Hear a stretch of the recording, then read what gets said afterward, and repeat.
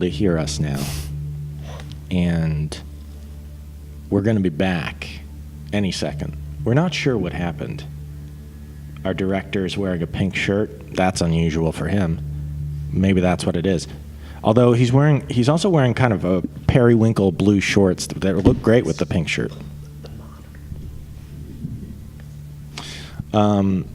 We're just about 10 seconds away from going live here.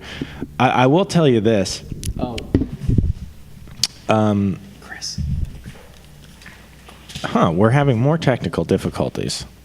Guys, what you're hearing right now is the radio version of Dark of the Night. So I'm going to talk to you a little bit about, this is going to be a little bit of, we'll call this a special feature.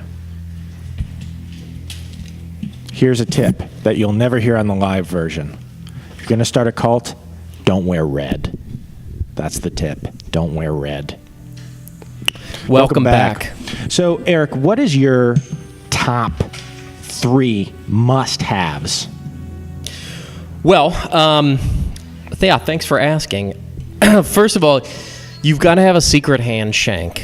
And what that is it's a handshake with a little bit of zip on the end of it. So I'll tell you what I do when I walk into my cult meeting, and everyone is lying face down on the floor, and they're all wearing sort of white gauze in lieu of clothing, and then I'll have them get up one by one and crawl towards me, and then I sort of reach down and I'll touch just gently the bottom of their chin, and I'll lift them up, and then I'll have them do this.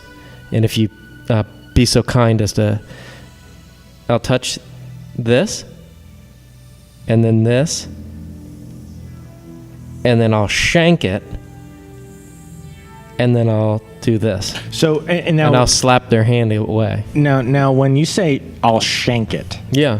you actually have like a makeshift like blade that you stab through their knuckles? Yes. Yibs. And that's what I'll say when that yibs is that is a word. They're only allowed to say one word, Yibs. and they'll have to say that for everything. So Now this is the kind of thing that I would say a cult nerd has, like a kind of person who's so deep in on, like, people, sci-fi nerds, people who like hard sci-fi have these big expectations, and those are the people who say, excuse me, Mr. William Shatner, this is what they say at the Star Trek conventions, they'll say, in episode 12 of the original series, the port nacelle was not as bright as the left one, but the starship was functioning completely normally. So those are the nerds. Right.